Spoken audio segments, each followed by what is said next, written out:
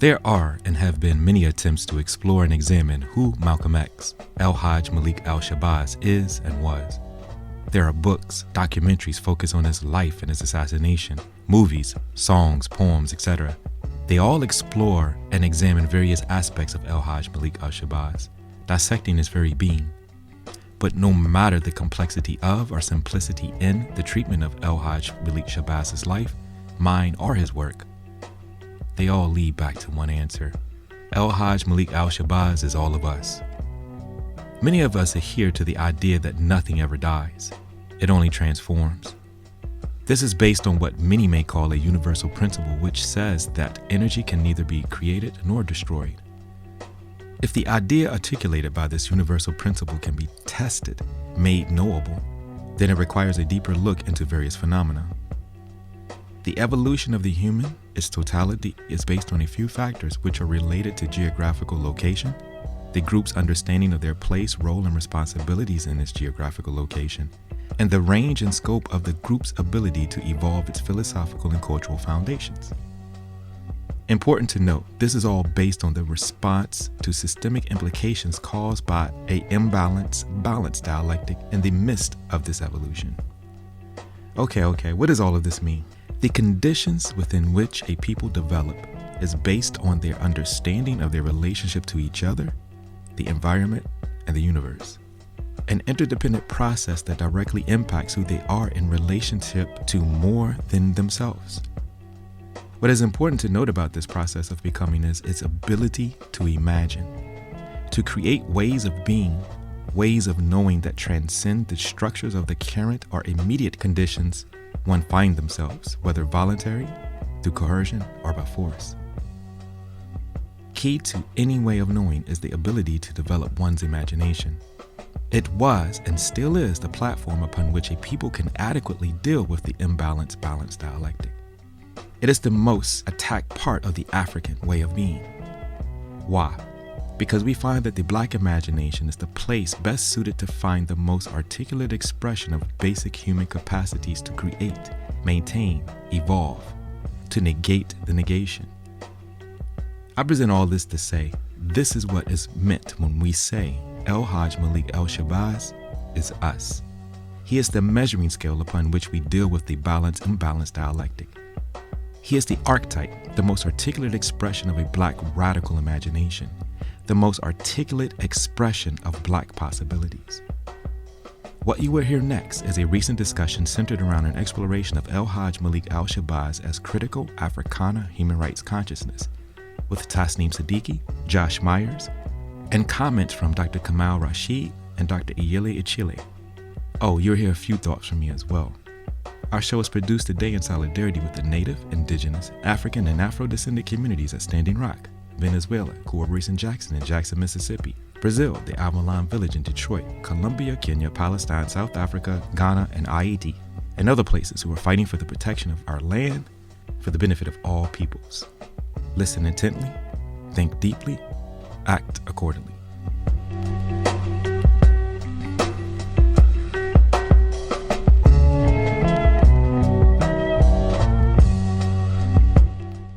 And I wanted to start our conversation with some intentions and with some verbal libations. So I wanted to start with thanking the most merciful, artist, the all, the hidden, and to bless this space that we're co-creating.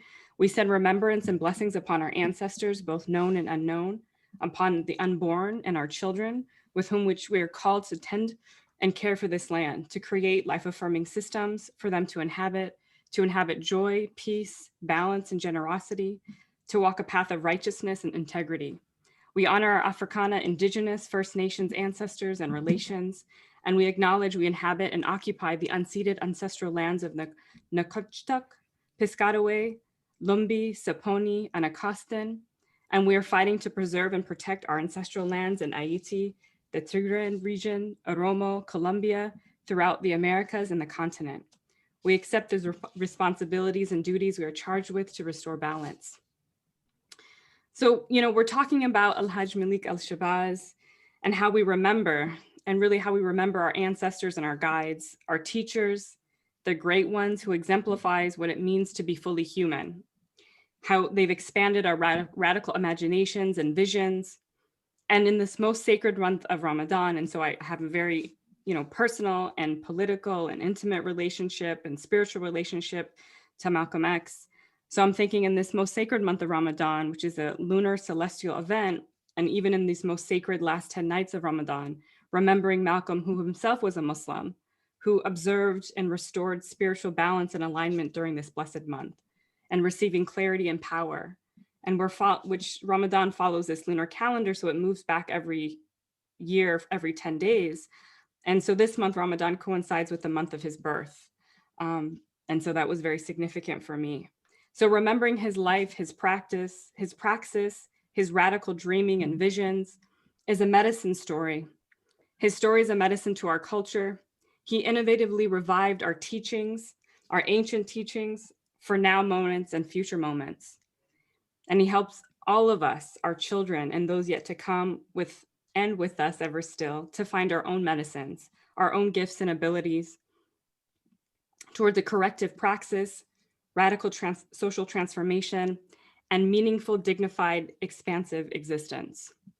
I want to remind everyone this is a public conversation. So this is as much a cipher as it is a medicine story, as it is a rhythmic vibrations and improvisation. So tonight we sit together with storytellers and wise ones to remember Hajj Malik El Shabazz as an exemplar of our Black radical tradition. And I really want us to think, about questions, conversations that we want to explore as we think about this.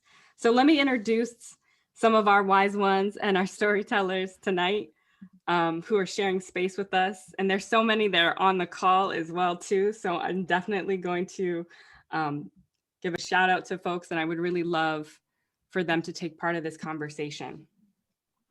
So to introduce James Pope, who is here, there, and thinking a little bit about the future and what it is. And most of you know who he is. And I'm so grateful and blessed to introduce Dr. Josh Myers. And Josh Myers is an associate professor of Africana Studies in the Department of Afro-American Studies at Howard University. He is the author of We Are Worth Fighting For, a history of the Howard University student protest of 1989. It was published by New York University Press in 2019, and Cedric Robinson, The Time of the Black Radical Tradition, which was published in 2021, as well as the editor of A Gathering Together, a literary journal. So just to kind of frame some of our conversation tonight, we're really in conversation with James Pope's most recent article, Hajj Malik El Shabazz, The Continuity and Legacy of a Critical Africana Human Rights Consciousness. And he situates Hajj Malik El Shabazz's practice as well as the Africana Black movements for freedom and to human rights discourse. Our conversation between James Pope and Josh Myers will draw from this critical exploration of Hajj Malik El Shabazz's evolution into an internationalist activist theoretician in 5 rhythmic movements. As Pope beautifully articulates the opening, the transitioning, the solidification, the influencing, and the continuities.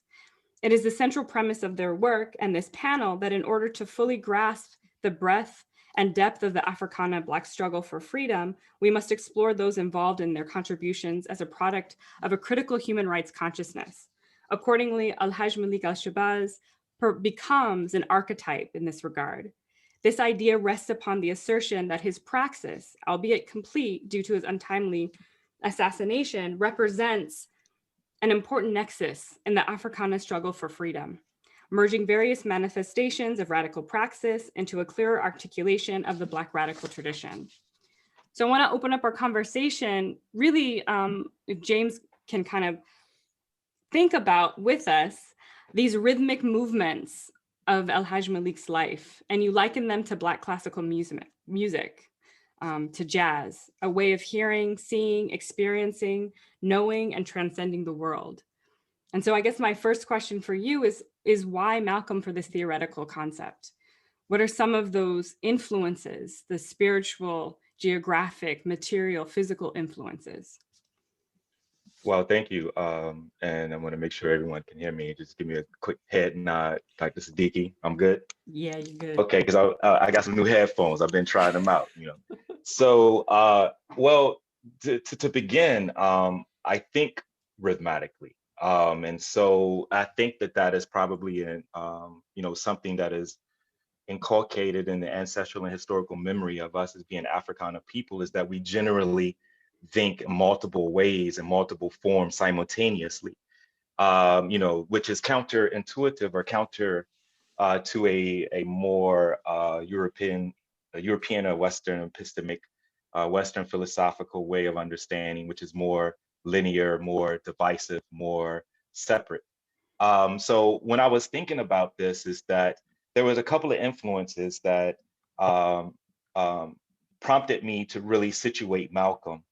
Number one is that I'm trying to dive into an ocean of conversation, particularly critiquing this notion of human rights, the theory and practice of human rights, as being fundamentally flawed, but yet has ultimate potential when you look at the Africana experiences of people around the world, right? So we have a very, very complex way of understanding the human, the very, very complex way of understanding, actually different ways, the different forms of how we relate as human beings.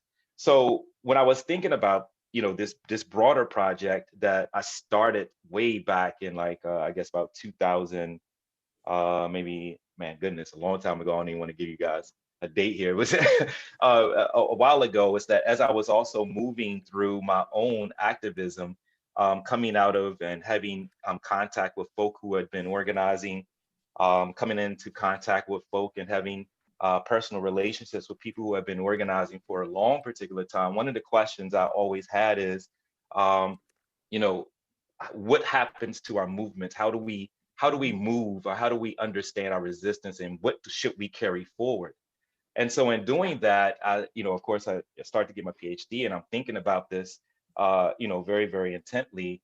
And so to put it up in a nutshell, and you're going to have to obviously kind of poke me a little bit more, but to put it in a nutshell, because I really want to engage in the conversation, is that Malcolm really, as I started to look at the Black radical tradition, of course, being informed by Cedric Robinson, Dr. Audrey Smetley, Sylvia Wynter, these folk are really influencing my thinking as I'm reading them at a very, very early age, even before I um, come to Howard University in my graduate program.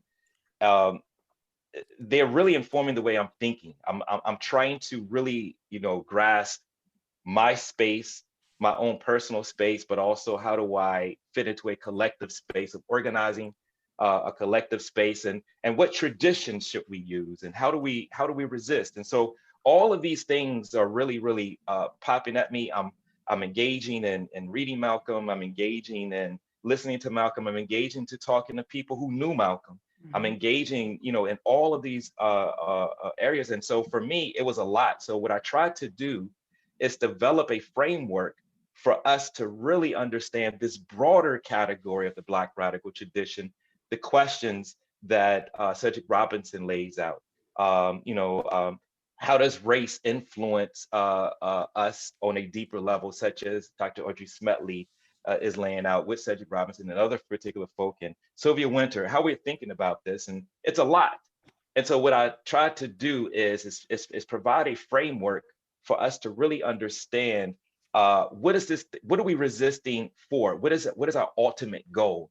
And so as I started to read this, and of course, Malcolm is very clear about human rights, which I will get to, because now I'm thinking about how would he situate his idea of human rights in the context of today, given that human rights itself in theory and practice is flawed. It is influenced by race at a philosophical and theoretical level, but necessarily, also which also impacts its practical level. Mhm. So what I developed was this critical human, what I call a critical Africana human rights consciousness, because this is what I really articulated Africana freedom movements attempting to do. All of its manifestations was attempting to do move us closer to a more nuanced and more deeper understanding of what it means to be human, juxtaposed to these conversations out of Europe with it of rights and all of these particular things. So that is the concept. And Malcolm was best articulate. He was the one who was able to articulate this theoretical framework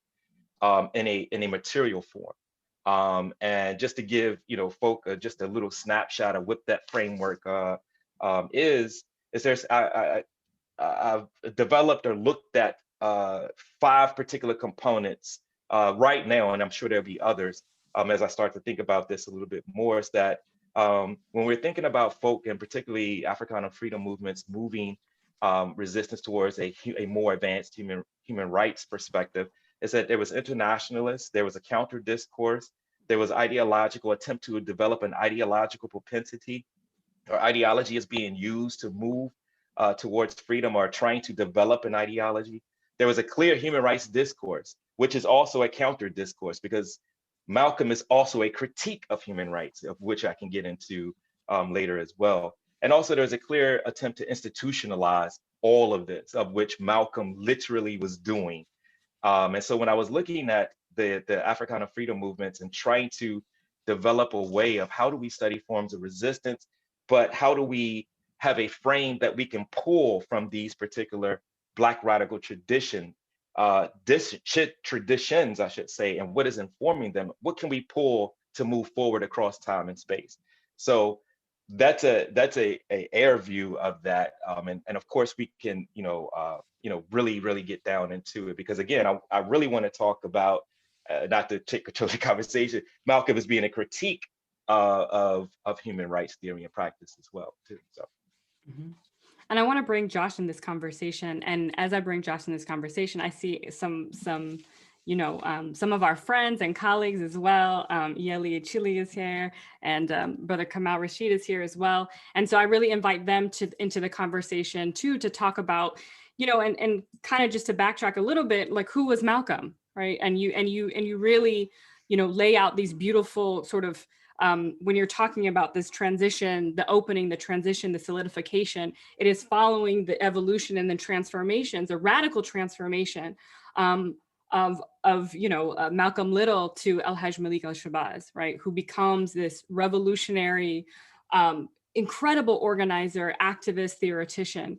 So Josh, can you open some of this kind of context of who was Malcolm? What were his spiritual material influences in his life? What were some of these geographies that really shaped his understanding? I'm thinking a lot about, Michigan. I'm thinking a lot about Harlem. He's in Harlem in the 1940s and the 1950s. And then I think we can weave in sort of some of like our colleagues coming into this conversation.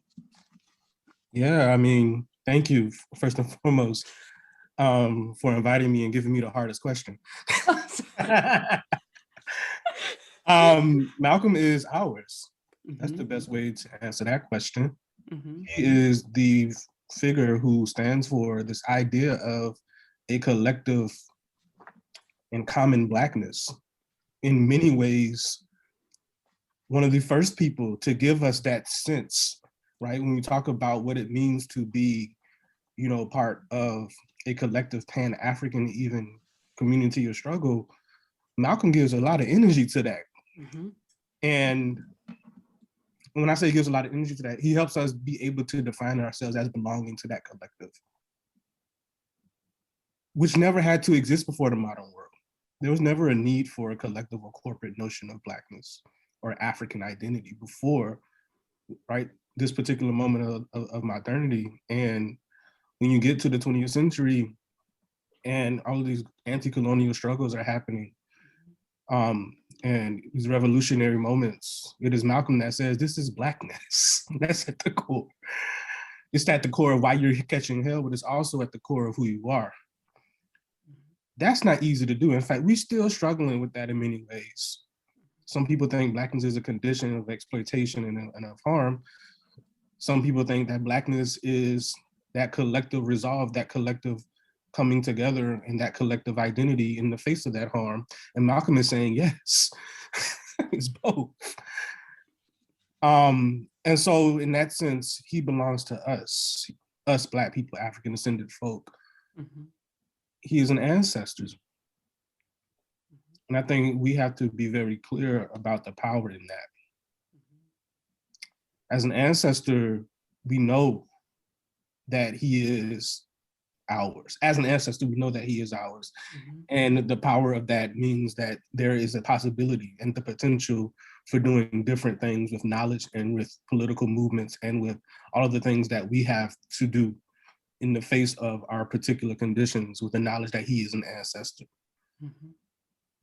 And so, who is Malcolm?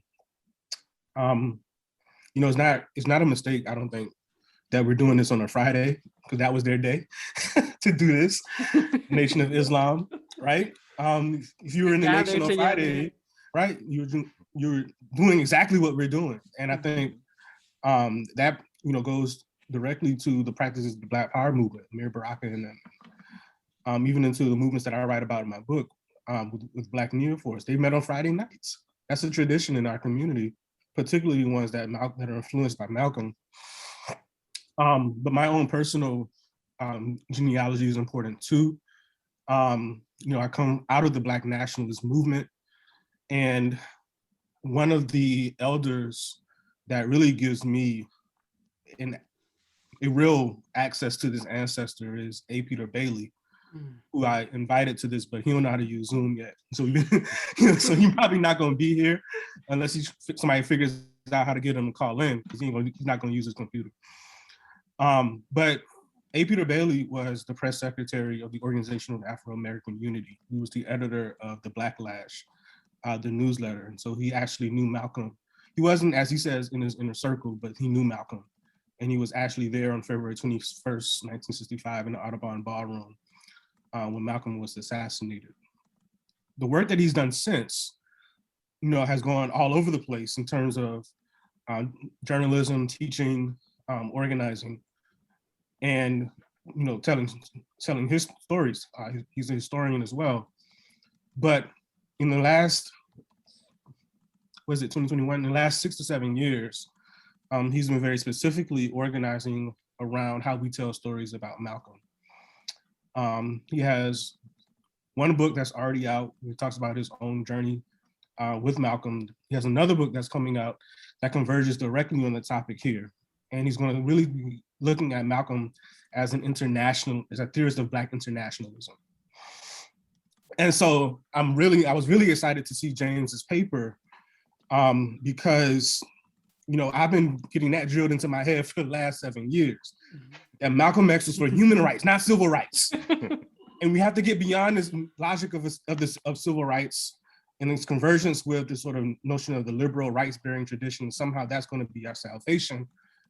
And Malcolm, who in the last few years of his life understood the power of linking our struggles to struggles of Black people and other people as well abroad in this notion of international solidarity, is really important to understand. And it's not a negation of his Black nationalism, right?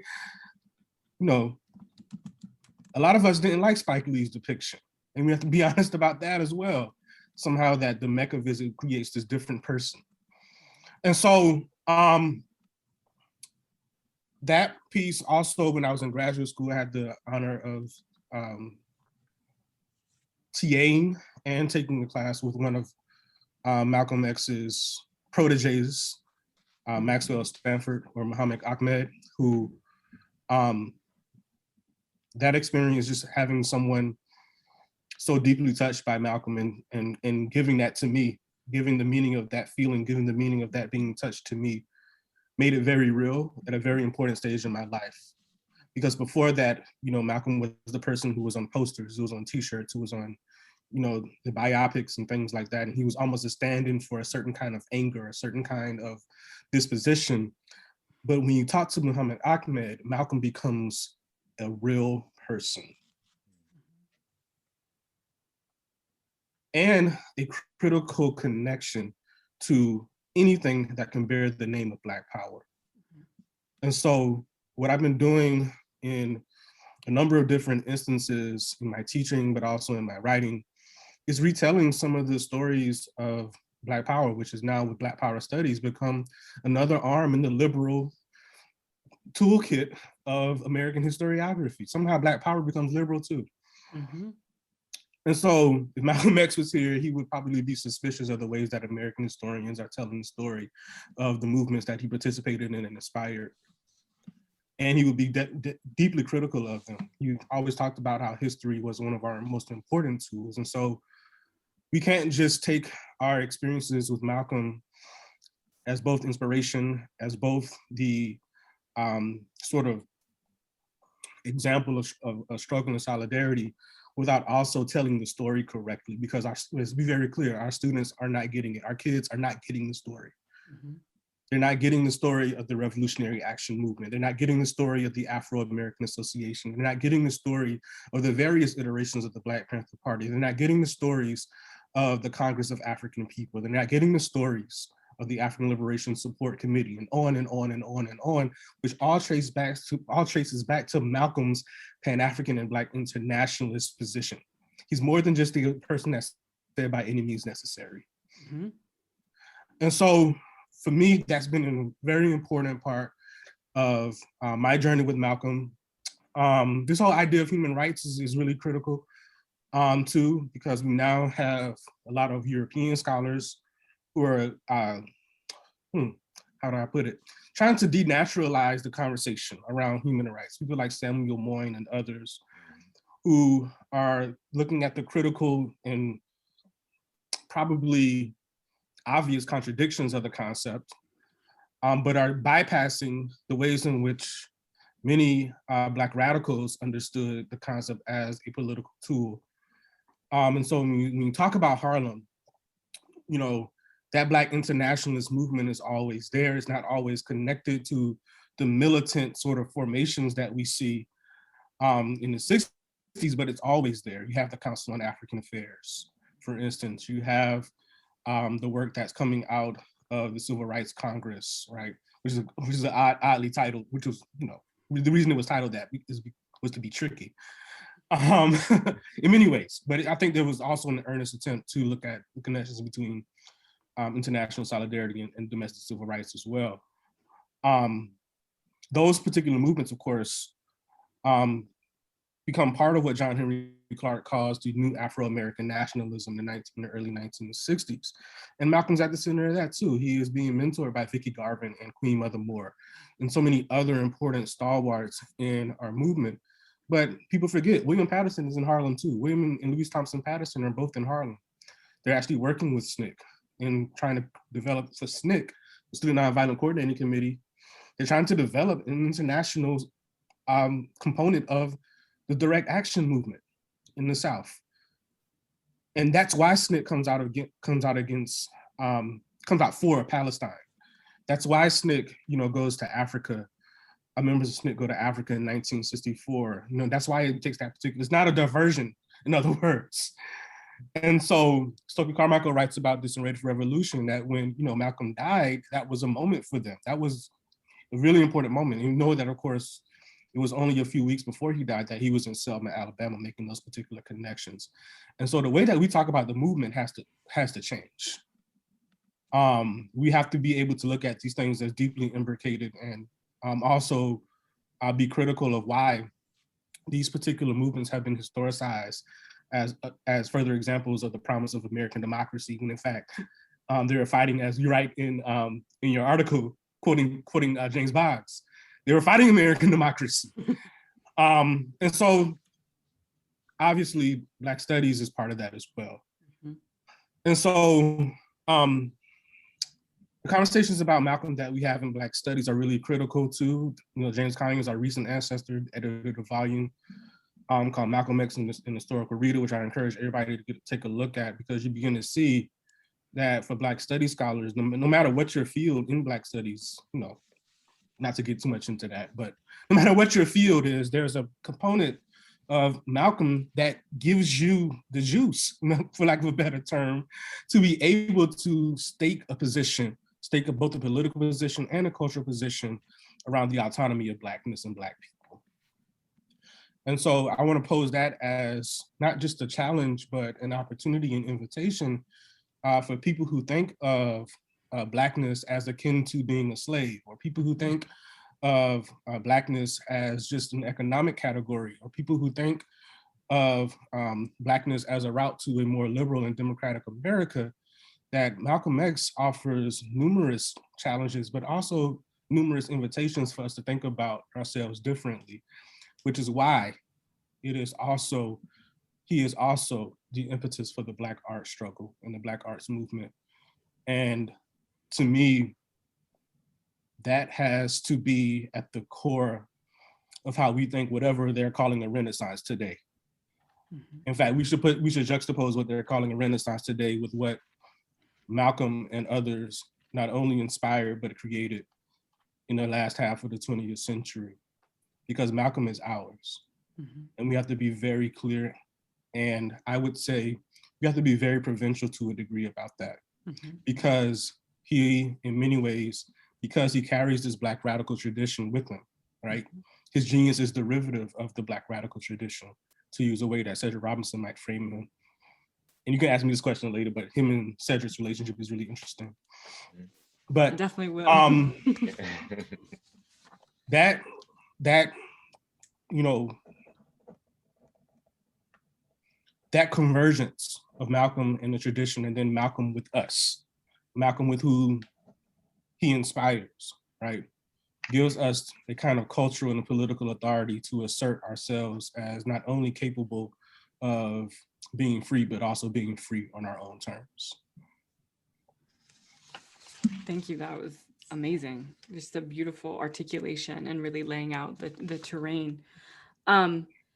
And I wanted to, you know, transition to James, but I also want to pull in, I know I'm looking, we have so many great, amazing folks that are on the call now. So I wanted to actually pull in Brother Kamal, if that's okay, because I know he's going to go, he has to leave shortly, to help us kind of talk about who Malcolm was, you know, and when I DM'd you about this conversation. And so you had a beautiful articulation, and you had responded last week to some folks talking about Malcolm in not his full elaboration, right? So I know that there is, you know, there's so much that we've already kind of talked about before about Malcolm, but can you kind of add to this conversation and thinking about who was Malcolm, right? What were these spiritual, material influences in his life, right? And Malcolm so much, and something that, you know, you're so brilliant about too, like Malcolm also was so disciplined about the word. And I really want to talk about, and this goes back all the way to, you know, when we think about ancient Kemet, mm-hmm. right? And our spiritual systems in ancient Kemet, and the strength and the importance of the word, and then ourselves being that vessel to transmit the word.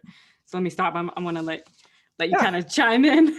I appreciate that. Thank you for the invitation. You know, I remember back in the late 90s, after I finished college, it was a brother who was a professor at DePaul University, and he was interviewing young folks, I guess young people who were activists, and so he and I sat down. We met one day in this neighborhood called Hyde Park, and one of the questions pertained to influences, and of course I mentioned Malcolm X and so on. He said, you know, he thought it was interesting that Malcolm X constantly came up, the autobiography of Malcolm X constantly came up.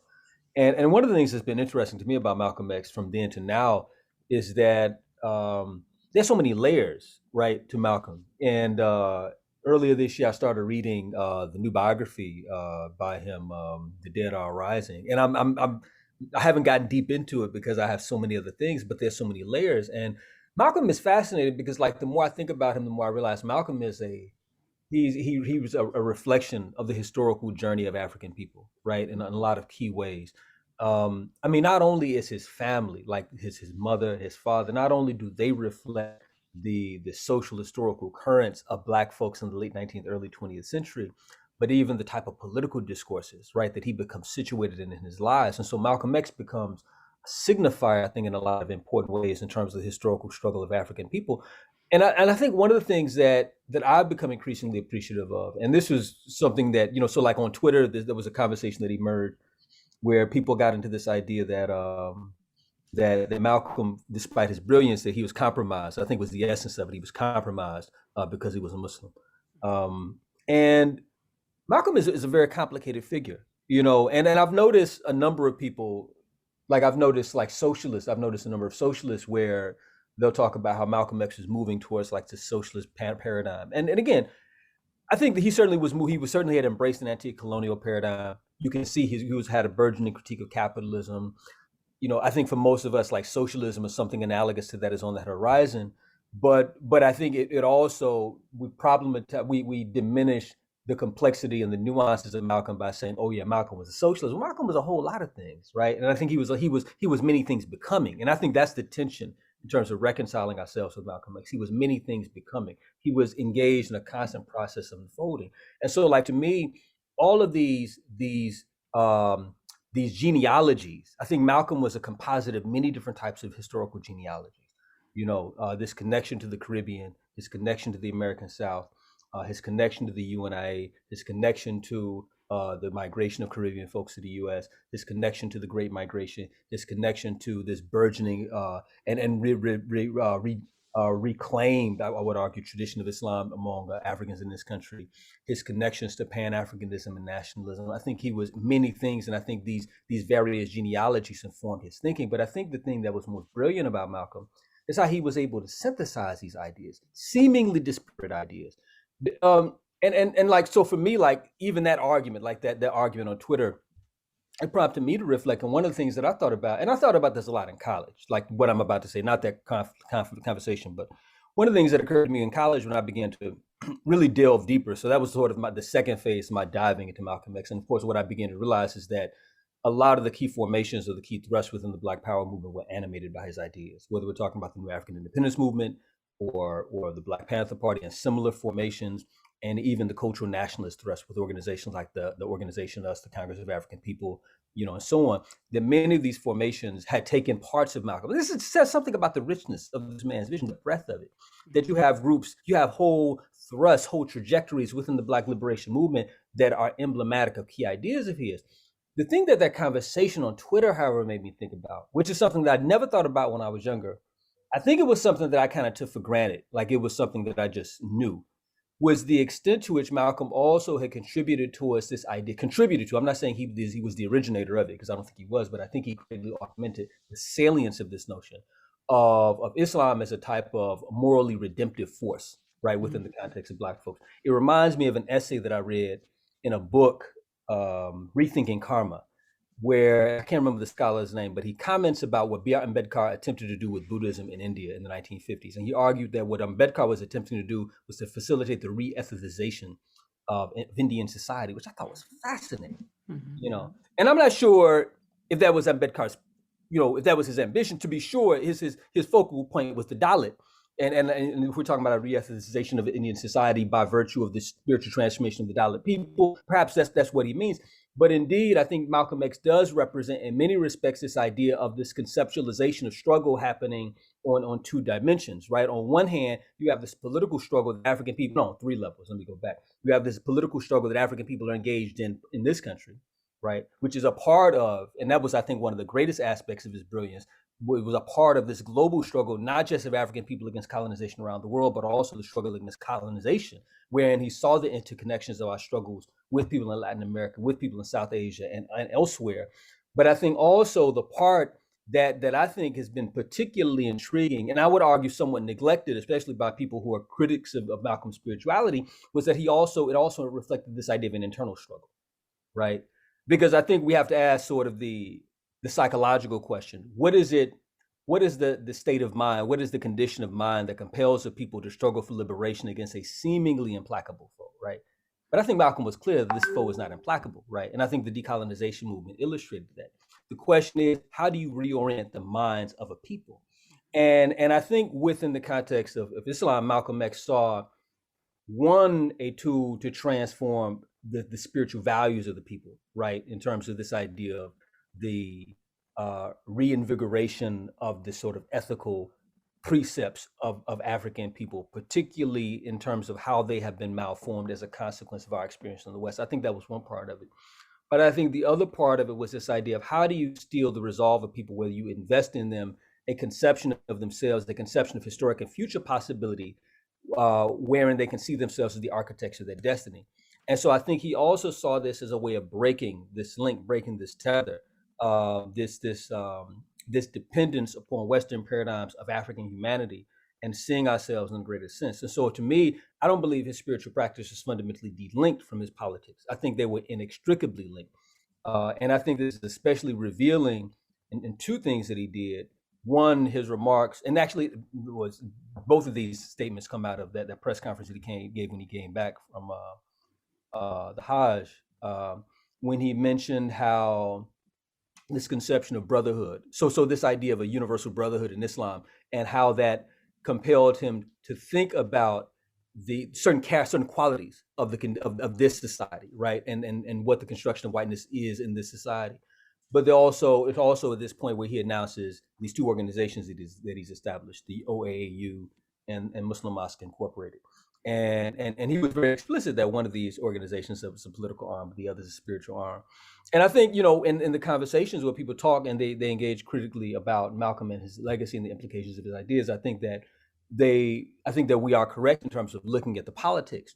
But I would argue his conception of religious practice is fundamental to that. And so going back to what I said earlier, right? So whereas on one hand, Malcolm's ideas animated these different strands in the movement, whether like cultural nationalism, so-called territorial nationalism, so-called revolutionary nationalism, and the like. What I've observed, and this has been intriguing to me, is a number of folks in the African community in this country who like there's a group, the Black Dawa Network, they do this, where they go around to different communities and they give out copies of the Quran and copies of Malcolm's autobiography. And this is intriguing to me, because essentially what they're clear about, which I'm also very clear about, is that Malcolm's politics and his spirituality, these ideas were linked. And so this idea of moral transformation, this idea of transforming people's consciousness so they have a sense of themselves, which will enable them to struggle against a seemingly implacable foe. I think all those things were richly embedded in his ideas. But I think the thing to me is most important about Malcolm, which I think is what has to be understood in order to avoid reducing him, which I think many people attempt to do, is that he's emerging out of multiple genealogies, and he was always becoming. And that to me is, I think, the essence of Malcolm and his meaning. Thank you so much. I kind of just want to lob it over to James, because he writes about this, really thinking about the simultaneous internal and external struggle that, we face it as human beings, but this internal transformation that Hajj Malik El Shabazz has, and this internal transformation is a desire that he has to happen to the external world. So James, can you talk a little bit about, and we had talked about this, before our event tonight, thinking about Malcolm as Maroon, and thinking go ahead. I'm sorry. I'm sorry. Go ahead. Finish your thought. No. I was just saying, thinking about Malcolm as Maroon and thinking about these spiritual technologies that he's using, but then also really the embodiment of these continuities of these various, we should say, Black radical traditions, these various strains of the Black radical tradition. Right. No, I mean, this is why we write, right? We hope that, when we write that it sparks people to think, but think in community and think in the collective process. So I was concerned about the continuity here, right? So I'm looking at Malcolm, and again, I'm looking at Malcolm as a totality, but also as a part and parcel of a tradition of Blackness, as Josh opened up, and as Professor Rashid just talked about. And so everything that everybody talked about is like, this is what this article is attempting to do, is to really situate Malcolm as a platform that embodies, and at the same time amplifies these deep traditions that really ultimately is really, as I would say, is really rescuing this idea of what it means to be human from a European construct. And that is what he's bumping up against. So when we think about Malcolm, of course, he is many things, but he's also embodying this long tradition of maroonage. He's embodying this long tradition of constantly evolving, but also constantly, as their prayers would say, banging on the system, right? Constantly banging on the system, at the same time organizing people for a collective process, this collective Blackness. And also what I wanted to say too is that what I was also trying to do is really, even with the title, is to really say that Malcolm always was radical, because we cannot forget his household, who he grew up with. We can't forget his mom and his mom and his dad. And what they were attempting to do with the family, what they were attempting to do with the children, coming out of the Garvey movement. That is very, very important. That is really, informing Malcolm to use these ideas of spiritual technologies to change the material conditions, right? As Kamal just mentioned, they're not separate and apart. And that's what he was trying to argue, is that goes back to what he all, this, I like to always talk about this mixing up the means with the objective, right? So what he was trying to do is to really look at the forms of resistance in this large category that we call the Black radical tradition, different ways of resisting, and really develop a way, institutionalize. That's what he was doing with OAAU. I mean, this organization. How do we institutionalize all of this? So Malcolm, again, to me, represented that nexus, represented that long nexus, because of course, him, bringing the question of Black folk before the UN, that's in the tradition of William Patterson. That's in the tradition of, as he's in Harlem and as he's growing up, because, there's a couple of articles, there's an article that is written, I forget the name, I can get the name for it, but it's quoted in my piece, but I don't want to say it's quoted in my piece because we want to make this piece available to people as well. So you can probably, I guess we got to figure out, because I want people to have this, because one of the things we want to do with Africa Now Project is break down these access barriers, right? So even though we're talking about an article, we're also still talking about the ideas that everybody has access to. But I mean, that's what I'm really trying to do, is how do we understand Malcolm's continuity? Because for me and for us, Malcolm represents that continuity.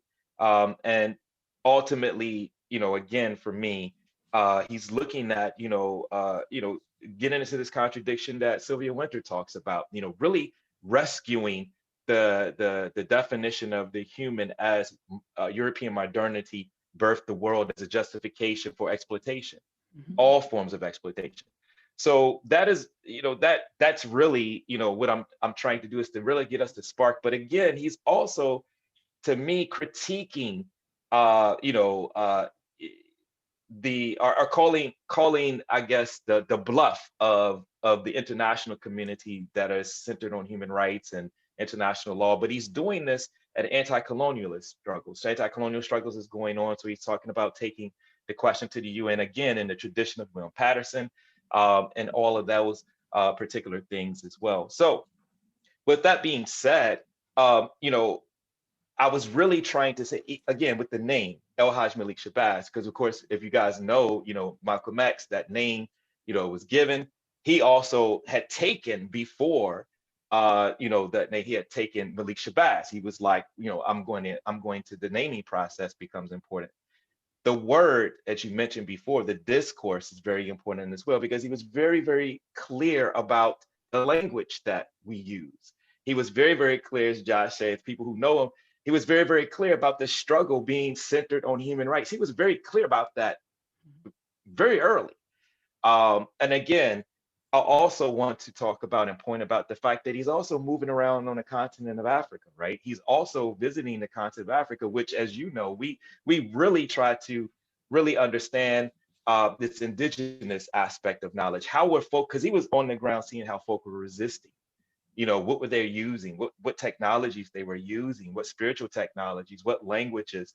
All of those particular things, those conversations, are very important as well. So, again, I'm really kind of excited. I kind of want to sit back a little bit more, because it's like, this is why we write, right? This is why we want it to get out, and for people to really, really,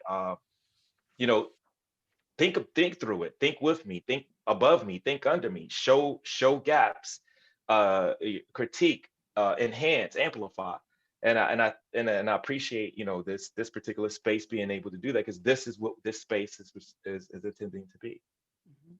And so we talk a lot about the Black radical tradition, and I would be remiss if we didn't give, and I don't want to assume that everyone knows what we're talking about when we talk about the Black radical tradition. And so I would really be remiss if we don't, come back to this conversation and question that you posed, Josh, and one that I wanted to follow up with you, when we start to think about the political vision. And it's hard to because you can't really, and Cedric Robinson tells us this as well too, as African people, was like, we don't think about the political in that way, right? And so when we're thinking about this expansive vision that El Hajj Malik El Shabazz has, and we think about the Black radical tradition, can you talk a little bit about this relationship that he has with Cedric Robinson, and the ways that and Cedric Robinson really gave most of us a language building off of what C.L. James has done, and building off of what W.E.B. Du Bois has done, Shirley Graham Du Bois, and we can go ad nauseum. But to talk about this relationship, to talk about the Black radical tradition, and talk about this relationship between Malcolm and Cedric Robinson. Yeah, just to begin, I think the Black radical tradition has now become a way for people to identify select individual intellectuals, organizers, and freedom fighters who they believe had the correct political theory or agenda. And that's not what Cedric Robinson meant by the term. What Cedric Robinson meant by the term was the genealogy of collective struggle for Black people to be who Black people wanted to be, however we define that. And that has meant that what was at the core of that tradition is a rejection of the thing that's preventing you from doing that. And so whether you call that capitalism, whether you call it Western civilization, whatever you call it, that's the thing to be opposed. And you don't just oppose it, you also dig into who you are to oppose it. And so the Black radical tradition was really about remaining and becoming who African people are in the world. That beingness is what gives Malcolm X the authority to do what he does. That tradition is what gives Malcolm X the resonance that he has with regular, ordinary, which is complicated terms, of course, Black folk. And so Malcolm is tapping into the thing that is giving him the authority to tap into the thing. In other words, he is being created as he is creating. And so whatever it is, or however it is that we define that feeling, that emotional thrust that translates into political action that comes as a consequence of engaging with Malcolm's ideas and thoughts,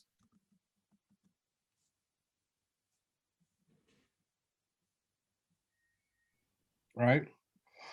And so it's not a hierarchical sort of preaching down to people, telling them what they are not doing so that they will do the thing that you want them to do, or giving them the consciousness, right?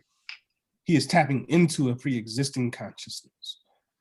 That's how Cedric wrote about him, in particular in an article, Cedric Robinson, in an article called Malcolm Little as Charismatic Leader. That was 10 years after he met him. So that article comes out in 1971, 72. It took him about 3 years to write that article. We worked on it for 3 years. And at the time, he was trying to figure out this concept of revolutionary movements, how people come to be involved in revolutionary struggle. And he had landed on this notion of charisma. Of course, coming out of the work of Max Weber, the German sociologist who is trying to also figure out, how questions of political leadership come into existence and how they come into the sort of logics of authority and how people respond to them, right? One of the ways that we get people to respond to political leaders is the possession of this thing called charisma, right? But charismatic leadership is not the contradiction. Charismatic leadership is appropriated from a deeper register of how people make meaning in the world. In other words, when we talk about charismatic leadership, we often misname or misconceive of the problem, right? It's not charismatic, it's not charisma, it's leadership, right?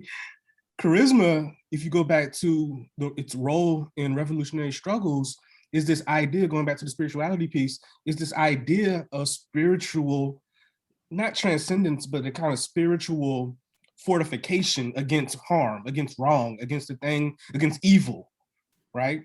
Charismatic is literally translated as the gift of grace.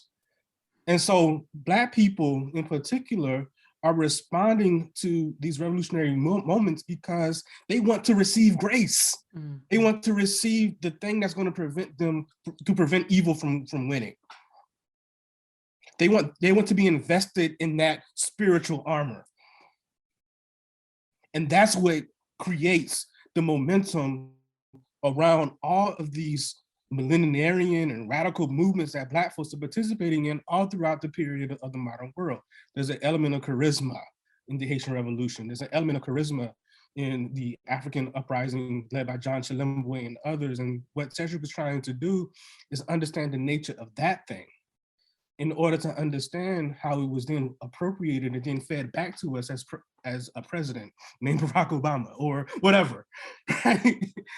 And even though you couldn't see that, but Malcolm captured that charismatic ideal too. But in order for it to actually have resonance, the people had to carry it. People had to have that desire, right, to be invested with that grace. And so, you know, how in the Black church, we always talk about the preacher or the teacher is just a vessel, right? Malcolm in that sense becomes just a vessel. And, you know, Cedric Robinson tried to understand that intellectually. He met him, like I was beginning to say earlier, in 1961, when he was organizing as a student at the University of California, Berkeley. They brought Malcolm out to the Bay Area.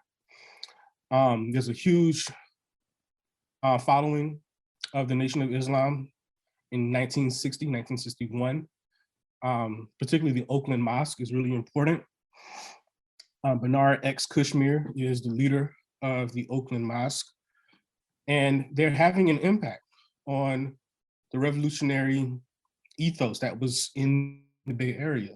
I mean, you have two real major inspirations, the Nation of Islam and African independence struggles that are happening in the Congo, that are happening, you know, all around the continent of Africa, as well as the Cuban Revolution.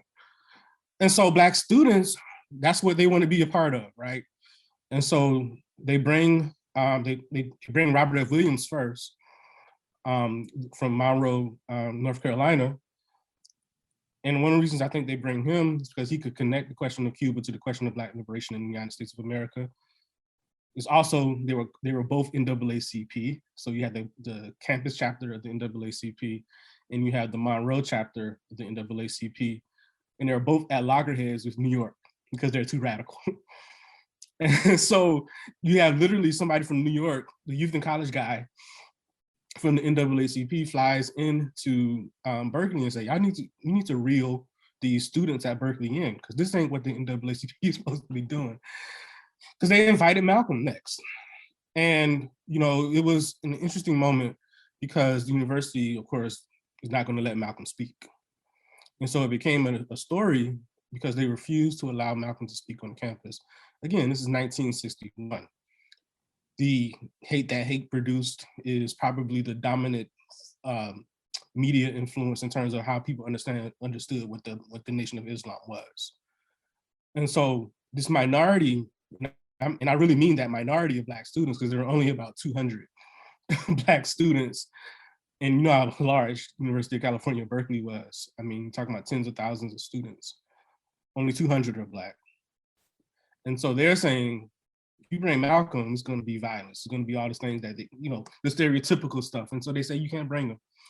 And so it becomes a huge battle over questions of academic, really not, I guess you can say free speech, academic speech. Of course, we know that 3 years later, you have the free speech movement that white radicals are involved in, but it was because of the precipitating factor of Black folks wanting to bring folks like Malcolm in that free speech even becomes a controversy on campus, as well, of course, is anti-communism. So Cedric meets him that year. And, you know, I don't have a record of their conversation. I don't have, you know, what they said to each other, but it was very clear that because Malcolm came, the Afro-American Association was developed and created. The Afro-American Association is the foundation for the people that get involved in the Revolutionary Action Movement. The Revolutionary Action Movement is the foundation for the Black Panther Party of Northern California. Both organizations are the foundation for the Black Panther Party for Self-Defense.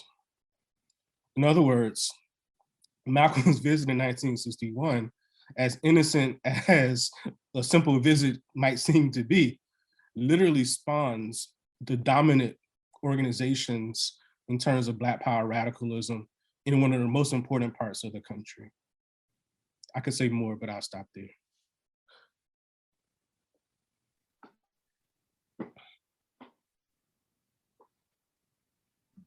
I saw you turn off your mic, turn on your mic, James. So I was like, I don't want to stop him if he's about to jump in. Yeah, no, I mean, no. So what Josh is, talking about again, I mean, the institutionalization, the attempts. This is a continuity, of African resistance, throughout, particularly radical African resistance. When we even think about, the attempts to institutionalize Pan-Africanism, the Pan-African Congresses. Of course, you have the National Negro Congress, you have the Council on African Affairs, you have multiple attempts, the African Blood Brotherhood. You have multiple attempts that Malcolm again represents in this continuity. That's the reason why again I'm looking at Malcolm as a continuity. And I write and I think we think at this particular point, there's many different books and many different things on Malcolm that we can pull from. My purpose, and I think our purpose is what is it that Malcolm representing this collective process and attempting to be this nexus, this continuity, what is it that he is really trying to show us through all of these, kind of weeding through this big question of liberation, these questions of freedom, critiquing these liberal notions of rights. And again, centering it on this, rescuing, what it means to be a human. And so he's doing this, right? He's doing this, and again, we can't forget Malcolm is an avid reader. He's digesting knowledge consistently, right? He is constantly practicing, thinking, and then, and out loud in public, and having conversations with multiple people. And I think again, this collective process is important.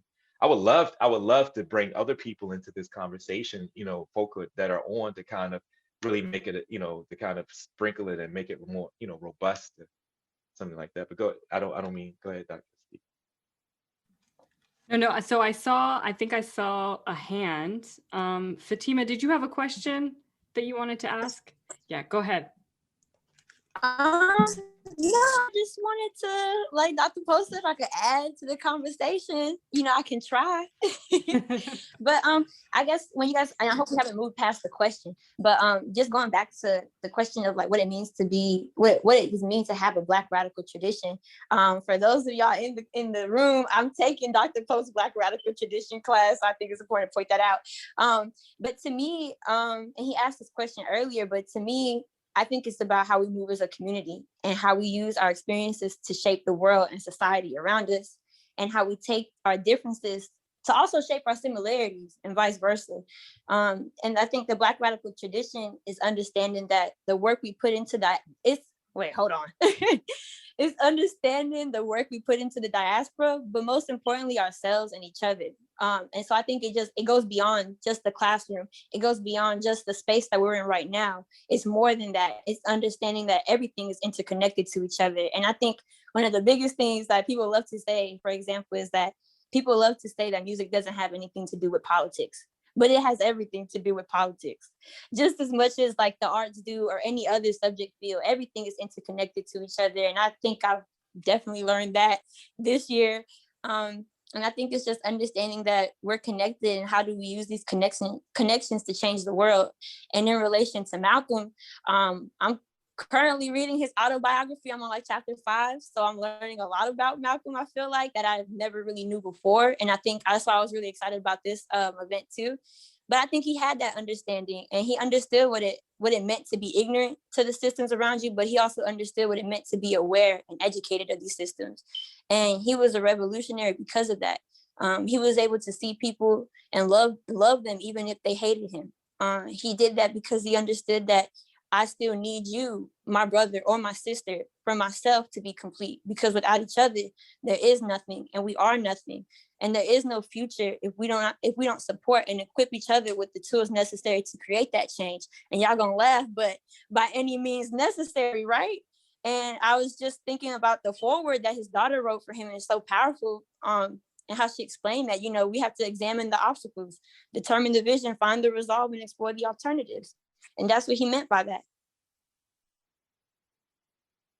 Thank you so much, Rasima. It's important too, to have our students to respond and to think about, the legacy and continuities of Hajj Malik El Shabazz. And I wanted to go back to you. I wanted to open it up. If there are any questions or comments or people want to interject, we have a lot of brilliant folks that are on the call. So please feel free to offer. Yes, Ieli, Dr. Uchile? Hi. Please come through. Yeah, this is just really, really wonderful. Thank you, Josh and James and Tasneem. You all are putting on a wonderful program. I'm still always learning about Malcolm. Brother Malcolm is my takeaway so far is that he is like a type of connective tissue in the Black body. And I hate the phrase black bodies sometimes, I really do, but right. I think he's like HeLa cells, like I've been thinking about Henrietta Lacks a lot lately, and the immortality of how he was, the fact that as a learner and an evolver, which was I think his superpower, he was always growing, evolving, just at the speed of light. So it's not just that the HeLa cells divide and continue to proliferate, it's how fast they do so, and he is a map, he is a map certainly of the Black radical tradition, connecting past with present and certainly future, but he's like an evergreen ancestor. Like he is still mentoring new generations of students, certainly through the educators. I think Joshua pointed out that, our young folks aren't learning about a lot of these different institutions and movements, but he really is the way in. He's an entry point into so much of that, that I think that's important. And I really am enjoying the ancestral conversation. Obviously, I'm always like oriented towards spirituality. And I think in my mind, he's like the ancestor that we can all call, even when we don't know the names of the ones in our direct bloodlines. So I really like he's in our heart. He's situated in our heart in a way, right? Of course he's situated in these social and political movements, but I think it's like he's in our heart in a certain way that I think is really significant. So, and he's a mirror. Finally, he's a mirror. Like Malcolm X he was brave in the way that he would want someone to be brave on his behalf. He was truthful in the way that he would want people to be truthful to him and sit him down and make things plain, right? And I think he tried to embody all of the things he would want in a leader and reflected that back to us. He was a reflection of who we are, as Josh made so clear, but was always wanting it to be the best, like the best of who we are. And I just, obviously that's been said by many, many people, but I'm really just grateful to have more time to speak about it. Thank y'all. I actually wanted to follow up with you. And there's this quote that he says that I love, but he's like, "I'm the man that you think you are." So, which was really interesting. That's it. But if you don't mind, Dr. Uchile, if you can talk a little bit about, because, we've been talking about spirituality and we've been talking about, and that's always, and I think that one of the things that in dominant discourse, what gets really sort of suppressed or marginalized is the influences. And we talked about Queen Mother Moore, Vicki Garvin, Shirley Graham Du Bois, Betty Shabazz, his wife, his sister, Ella Little. But to think about this relationship between, spirituality the resistance and really the sort of the feminine energy around that, the role of women. And you can kind of, talk about it more broadly. I know it's, I'm kind of putting you on the spot here, but you have written about it and you think about it so eloquently. And I was hoping that you can maybe add a little bit more to that conversation when we're thinking about, really this connection between spirituality, this connection to resistance, and then this connection to the really the ways in which a lot of women really educated and helped radically transform and Malcolm X into these different stages of his evolution and his growth. Stop there. Well, I'm not a scholar of specifically the women in Malcolm's life, but I do I did start kind of thinking about that when James was talking about Malcolm as Maroon. I really appreciate that that perspective. And one of the things that I found in my research, or one of the things I just like to argue, is that the thing that made Maroon societies such a threat to the chattel slave system is the presence of women, is the presence of families and the ability to replicate themselves past just one generation. It wasn't just the weapons and the ability to physically defend the safety and the sovereignty of the space, but it was the fact that the space could reproduce itself. And I think Malcolm's love for humanity meant that he had a basic required love for women. There's a reverence, there is a compassion. I think the thing that I love about him the most is he's always trying to understand. He's always trying to understand and unify with people and find spaces of connection as opposed to disunity and separation. Like, I think that that's just the best part of who he was. And I think that that makes him squarely in tradition of the Maroons in terms of just really understanding that women have a place in the center of what is happening. Obviously, he's a girl dad, whatever that means. He was I think, a devoted husband for all intents and purposes. And in some ways, I even started to think about Malcolm as a nurturer and a mother within the movement in terms of this concept of modernity that I'm always wrestling with. Josh introduced his talk by kind of mentioning kind of the identity, being Black, it's connected to the struggle in this modern age. And I think that for African people in modernity, that mother-child relationship is a transcendent, a universal, a spiritually loaded, significant category that men and women occupy. Men and women and people who don't identify as either, they occupy that category in terms of how they relate to the people they care for, the people they're fighting for, the people who they want to see free. And Malcolm definitely he's still mothering generations of people.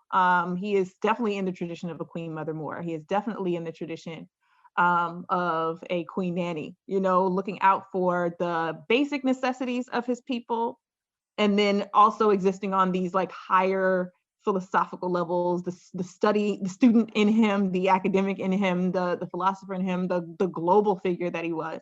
So I think that's what the mother category does. It echoes. It's on the vertical, it's on the horizontal. And he existed on all those planes as well. So I hope that answered your question. No, it was wonderful. Thank you so much. I just want to make sure that we attend to, these various iterations and also influences in his life, these many spiritual influences and communal influences in his life as well too. And I want to think about a little bit more about, we're running at my hard stop. My hard stop is 8 o'clock. So I want to we got like 15 minutes. I want to give some space if anyone has any questions that they want to ask anyone in our conversations, thoughts that they had that they wanted to share about Malcolm, places or spaces that you feel that, you would like to explore a little bit more. And I'll let people kind of gather themselves if they would like to do that. But I would be remiss again if I didn't talk about the centrality of Africa in Malcolm's vision, right?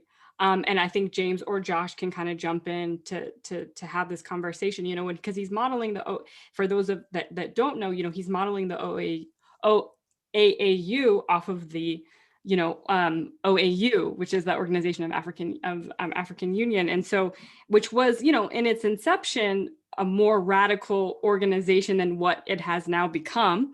And it really does tie then to this conversation that we think about, because Malcolm was at this moment where, unfortunately he was assassinated before he sees a recolonization of Africa in so many different ways, or the continued colonization of Africa in so many different ways. So if we can talk about Africa a little bit more in his vision, and we've talked about sort of what he's intending to do, but then also thinking about the futurity of El Hajj Malik El Shabazz critical Africana human rights consciousness that you have so beautifully laid out. And just for folks to attend to, Josh so graciously put your article in the chat, so it's there for folks to download.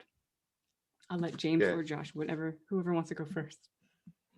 Yeah, please make sure, obviously, make sure you download, and thanks, Josh, for doing that. Of course, access is very important to us. And I also want to I would be remiss not to call out two of my sisters that are on this call. I think this is probably the first time ever that they have seen me in this particular space. I don't even know if they listen to the program, but I'm sure. But I just wanted to, talking about producing someone. I come from a family of women. My sisters were very, very important. In the context of me, developing and moving. They were my fans. They're moving me along. So this notion is very important. So I kind of see the world as a balance. I see the world through this balance of femininity and masculinity, and I wrestle with that. I don't have it perfect. Don't get me wrong. I'm not some type of a perfect example of that, because I wrestle with balancing it as well. But which brings me to I wanted to say just something quickly about Africa in the context, and this goes back because I was supposed to be giving in the pandemic, I was actually supposed to be giving a university lecture at Kenyatta University when we went back in March, looking at the influence of the Mau Mau, what is erroneously called the Mau Mau, which is the Land and Freedom Army in Kenya, and what they were doing, specifically in Kenya, and how that had influenced people here resisting. But in particular, I was going to center it around the conversation of Malcolm, because Malcolm will always invoke the Mau Mau, right? Him understanding what the Mau Mau were doing, him understanding the clarity, the moral and the ethic that the Mau Mau the Land and Freedom Army were engaged in is very important. But I also want to be clear too. As we think about resistance, again, this is we can't forget the anti-colonialist movement, and there's a lot of young folk who are on the continent resisting, who are thinking through resistance. They are also in the underneath the tutelage, or underneath the umbrella of a lot of African revolutionaries, of which Malcolm is literally meeting. He's understanding, he's seeing this on the ground. But what is important to me, and I think this is probably when we're thinking about, the futurity of this concept, is because this is exactly where I'm moving to as a critique of human rights, and what Malcolm is doing with the Africana, what I consider to be the Africana critical human rights consciousness, is what other forms or what other ways can we structure society. So if human rights is fundamentally flawed from a European, Western, epistemic, Western philosophical system, are there other ways? And of course they are, because we look at African indigenous ways of knowing, indigenous ways of being. There was a different way of organizing society. Dr. Achille talked about it. Yeli just talked about this one of the particular concepts of mothering, or one of the notion of balance. And so this is where I'm moving to. So where I'm moving to is really the processes of us going to the continent, going to Kenya every year. Is that what I'm doing is simultaneously is really trying to develop a real person to person, what is happening on the ground? How are young folk on the ground looking at Malcolm, and how are young folk looking at their own African revolutionary leaders as a part of a continuity? So I'm looking at Malcolm again as this international interlocutor, like how do we, he's bringing everything together, going to the continent, young folk and, African revolutionaries are trying to free their countries. So there's a robust area of ideas, but what is the substance they're pulling from? So that is where I'm trying to go. What is the African indigenous forms of knowledge, or the African centeredness, are the notion of the human being as defined through the Akan people, like those types of things is what I'm trying to conceptualize into a critique of human rights. And people have, and stuff is out there, but it's so sparse and it's so all over the place. What I'm attempting to do is to put it in a platform, not in some narrow, limited, my way, my thought process is it, but just something that we can kind of, a platform that we can pick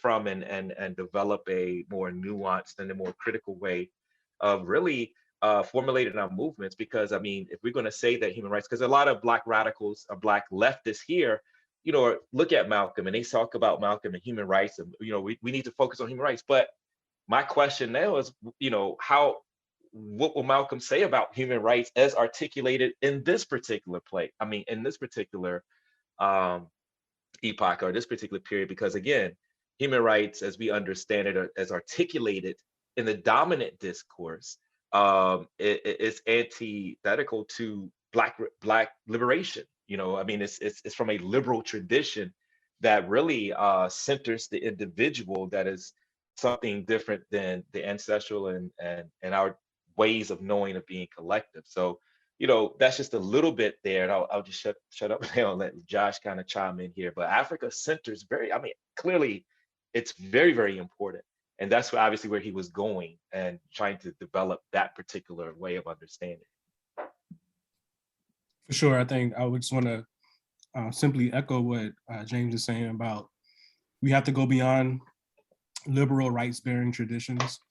We have to go beyond political traditions.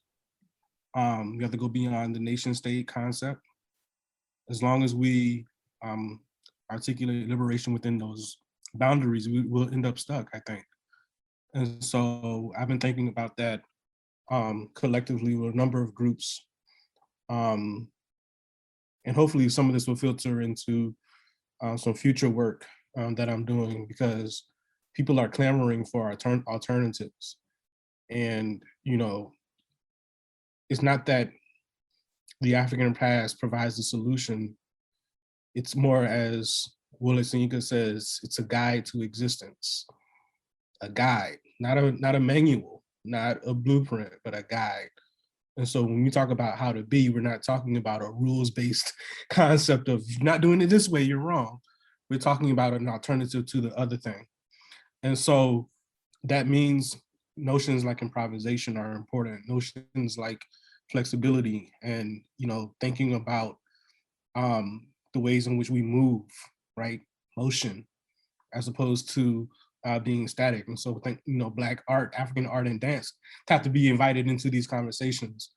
It can't just be like, if you're not trained in political economy, you're not invited to the conversation about the African future, right?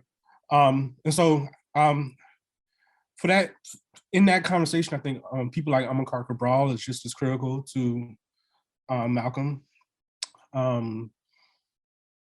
Ella Collins, I want to invoke her name, Malcolm's sister, who, for a long time after Malcolm passed, continued in his line, in his tradition. In fact, she inspired a lot of who he was. Malcolm's mother, Louise, Ayasha has a book, a children's book. It's really for everybody, though. Called Malcolm X, the boy who grew up, or Malcolm Little, the boy who grew up to become Malcolm X, that I encourage everybody to get a copy of, because scholars aren't doing what that children's book is doing, which is basically putting Malcolm in time and place in connection to family and community, right? And she's connecting that to who he became. I think that's really important, especially for children, to get a sense of that. So,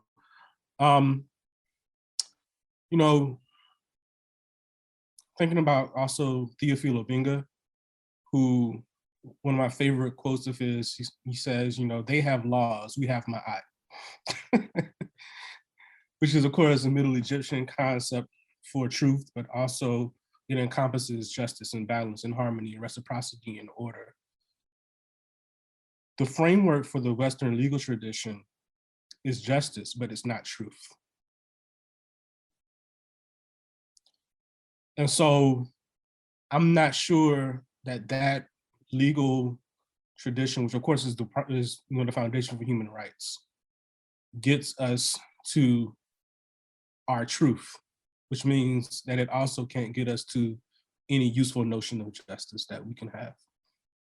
And so we have to figure out what concepts of living together, being together, creating spaces together that honor the best elements of who we are, while also maintaining a relationship to the very material needs that structure human life on the planet. When we can figure out how that looks like, then we'll be closer to Malcolm's vision. Thank you. I wanted to kind of end on this piece, and if James, if you have closing thoughts that you wanted to provide, and if there are any questions or comments within the chat, I know we have a few minutes, but we've been talking a lot about the sort of Malcolm X's exemplar of the critical Africana human rights consciousness. And I just wanted to very briefly lay out some of those 5 interdependent components, because I was thinking about a conversation, and I think Josh was on it as well earlier this year in February, where I think it was Apir barely. I wanted him to be on the panel, but I remember him saying, he's like, I'm not doing any more Zooms. But he was talking about, when we think about, the legacy and the tradition and the memory of Malcolm X, he's like, we have to actually physically create institutions. We have to write.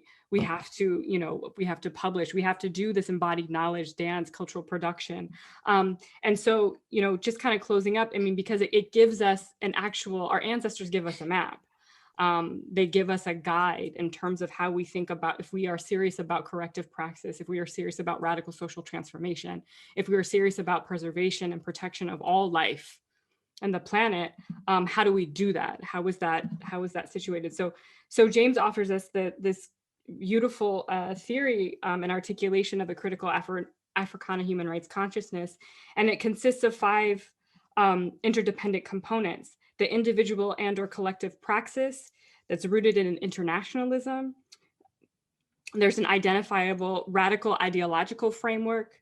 There are efforts towards institutionalization and intentionality to build institutional response to conditions of oppression, a clear understanding that the movement is rooted in a critique and expansion of human rights. And I would say, part of that is this critique and expansion of what it means to be human, and this explicit development of a counter-radical discourse to dominant narratives that present contradictory socio-political, cultural, and economic practices. And I think that, and the last thing, that critical Africana human rights consciousness is a praxis to materialize a Black radical imagination. So with that, if there are any comments that people want to add, I'm happy to close our conversation. I appreciate you all so much for spending your Friday night with us, for being in the tradition of gathering on Fridays, right? And thank you so much to the Africa World Now Collective, Josh Myers, James Pope, who is really the one that brings us all together, Moiza Montali. Kurt Oderson is on the call as well, too. I don't know if you want to say what's up. And he has the South African perspective as well, too. Thank you so much for joining us. Everyone, please be safe, be peaceful, be intelligent, and we'll see you soon. Thank you. Please run it.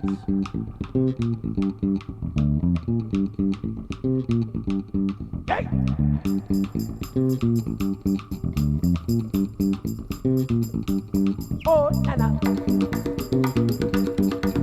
They're coming in a different style. Lord!